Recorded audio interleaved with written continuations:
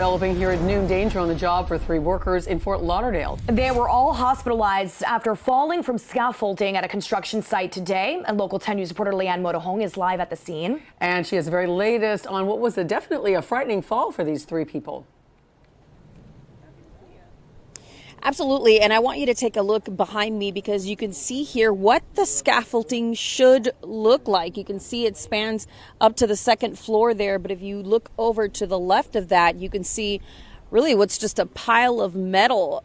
Fort Lauderdale Fire Rescue saying that they're not sure exactly what happened here, but it's clear that there had to have been some sort of failure here causing this scaffolding and the workers on it to come down.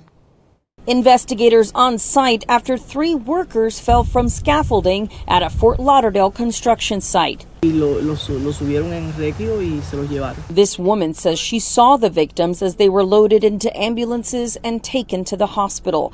According to Fort Lauderdale Fire Rescue, the incident happened shortly before 8:30 Thursday morning at a construction site at 475 Southwest 27th Avenue.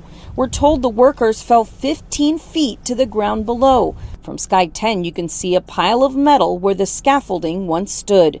3 workers were injured. 2 of them were transported in serious condition to Broward Health Medical Center. The 3rd worker suffered minor injuries. An inspector arrived to the construction site about 2 hours after the incident. Work at the site has been halted for the time being. And we did see some of those inspectors there with vests that said OSHA. They are looking into what happened here. Again, 2 workers hospitalized with serious injuries. The 3rd suffered only minor injuries. For now, reporting live here in Fort Lauderdale, Leanne Motohong, Local 10 News.